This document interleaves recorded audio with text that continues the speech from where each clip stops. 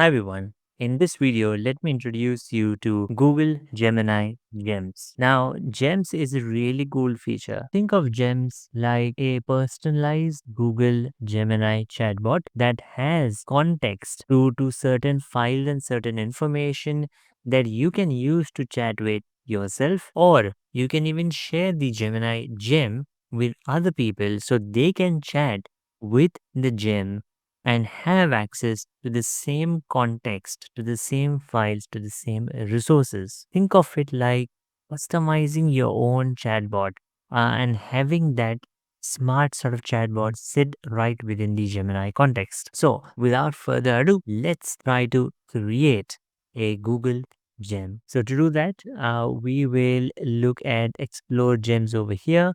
This will show you all the gems that you have made. It's called the gem manager. Since I have not made any gems yet, I'll click on the new gem button. I will give this a name. So this is my demo gem. I'll give it these instructions in just a minute.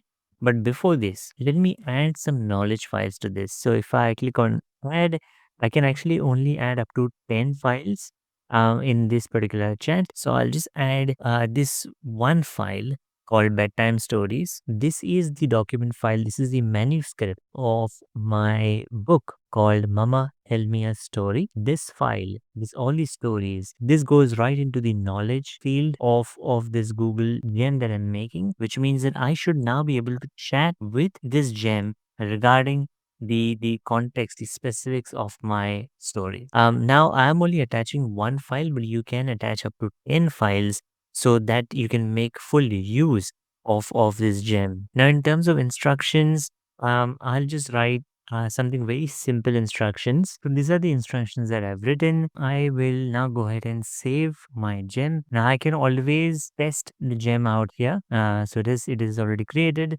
I can test it out here, but I can also go directly and click on start chat. And there you go. So now I am actually chatting with this demo gem that I've created. So I've asked it a very specific question regarding the contents of the book that I've attached. Now, demo gem has gone ahead and read through and analyzed the contents and responded with the top two stories. And if I just skim read the response, the contents look accurate. Now let me ask it another question and see if it actually knows the characters in the book. Now this is very specific of a question. Let's see what the response is. There you go. That's perfect. So it has actually read through the correct story and it has picked up the correct names of the characters. And the link over here, it is actually given me the source material as well, which is the content that I supplied.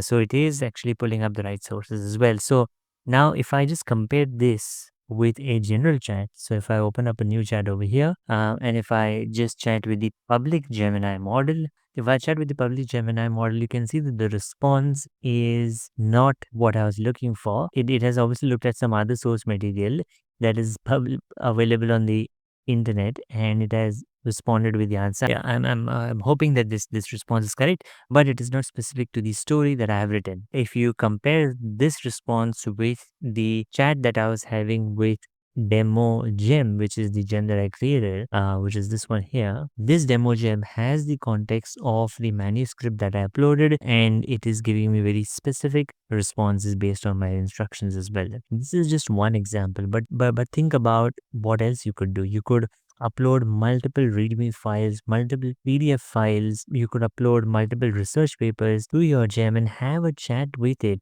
And it will have only the context of that and respond with the context of just those files that you uploaded. Think about how productive that would be. You don't have to worry about what's there on the rest of the internet, just the context of the files that you uploaded. That is how the Gemini gem responds with.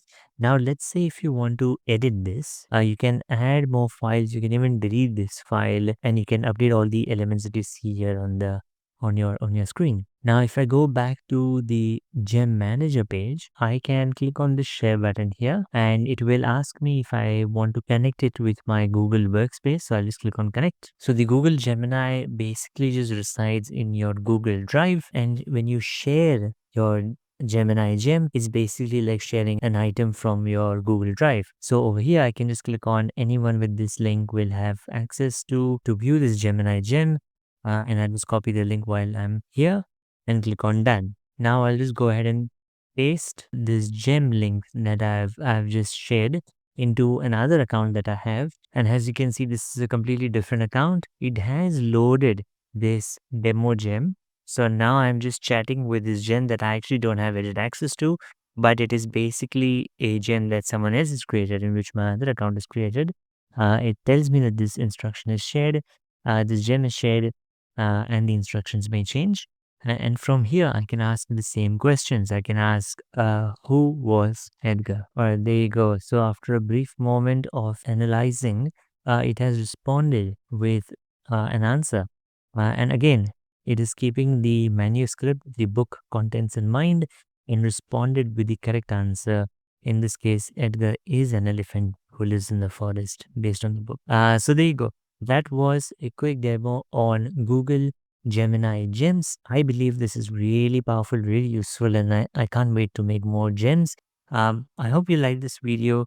Do give it a like, do subscribe to this channel, and stay tuned for more videos to come out on this YouTube channel. Do let me know in the comments down below what you think about Google Gemini gems, and feel free to share the gems that you have made, and what sort of gems that you want to make. That's all for this video. Thanks for watching, and I'll see you in another video. Bye bye.